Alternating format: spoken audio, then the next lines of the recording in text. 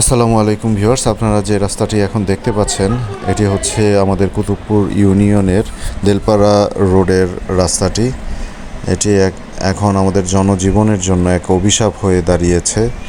এই রাস্তাটির বর্তমান যে ভয়ানক অবস্থা এবং প্রতিনিয়ত যে ধরনের বড় বড় অ্যাক্সিডেন্ট হচ্ছে, এর আসলে আমরা কি প্রতিকার পেতে পারি আমাদের আসলে জানা নেই।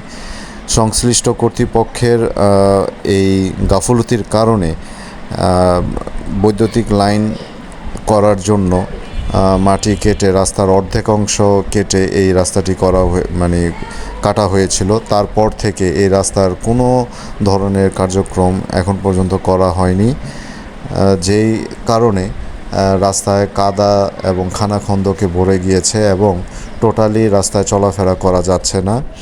বর্তমান যে পরিস্থিতিতে চলছে, এই রাস্তা দিয়ে চলাফেরা করার মতো কোনো উপায় নেই।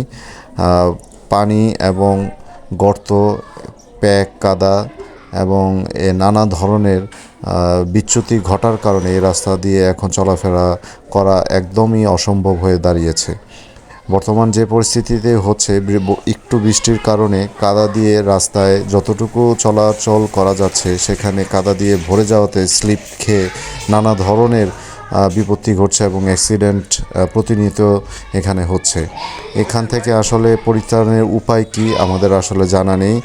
এখন পর্যন্ত সমাজ থেকে নানা ধরনের মানববন্ধন করা হয়েছে, নানা ধরনের সংগঠন থেকেও নানা ধরনের মানববন্ধন করা হয়েছে।